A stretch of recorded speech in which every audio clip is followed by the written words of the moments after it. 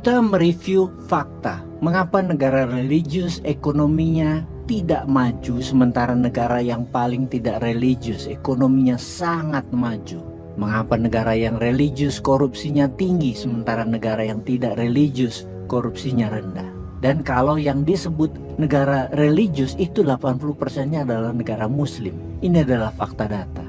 Ada yang komentar lain sejauh ini atau ada yang tidak setuju dengan data ini? Baik, kita lanjutkan. Mengapa negara yang paling aman untuk wanita dan pendatang adalah negara non-religius, sementara negara yang religius sangat tidak aman untuk pendatang dan wanita? Negara yang paling bersih di dunia adalah negara non-religius, sementara negara religius sangat jorok. Mengapa hal itu bisa terjadi? Kita lanjutkan fakta lagi. Ternyata negara paling bahagia adalah negara non-religius, sementara negara yang paling tidak membahagiakan adalah negara religius. Kita tambah lagi datanya. Ternyata ada dua hal yang membuat hal itu bisa terjadi. Dua hal inilah yang menjadi pembeda mengapa ada negara sekuler atau less religious sedikit korupsinya, sementara negara yang religius tinggi korupsinya. Dua hal ini adalah masalah edukasi dan masalah IQ.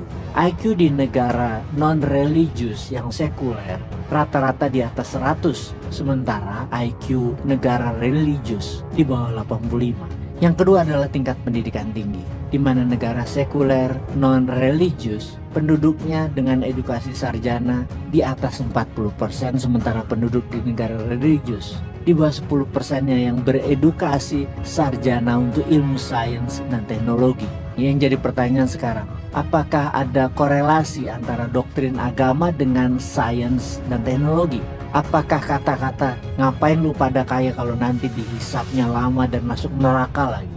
Ngapain belajar coding komputer orang dikubur nanti nggak ditanya?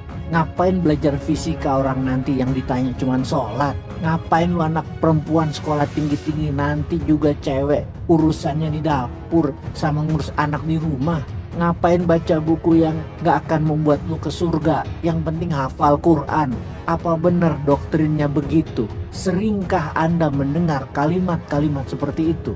Kalau benar begitu, kemudian banyak yang mengatakan kalimat-kalimat pengkerdilan wanita dan pengecilan ilmu sains ada di sekeliling Anda, atau kalimat tersebut ada di ustadz favorit Anda atau di habib-habib favorit Anda yang membanggakan asal usulnya, membanggakan nenek moyangnya lebih mulia dari kalian, dan kalian terima dongeng-dongeng kemuliaan ciptaan-ciptaan mereka itu.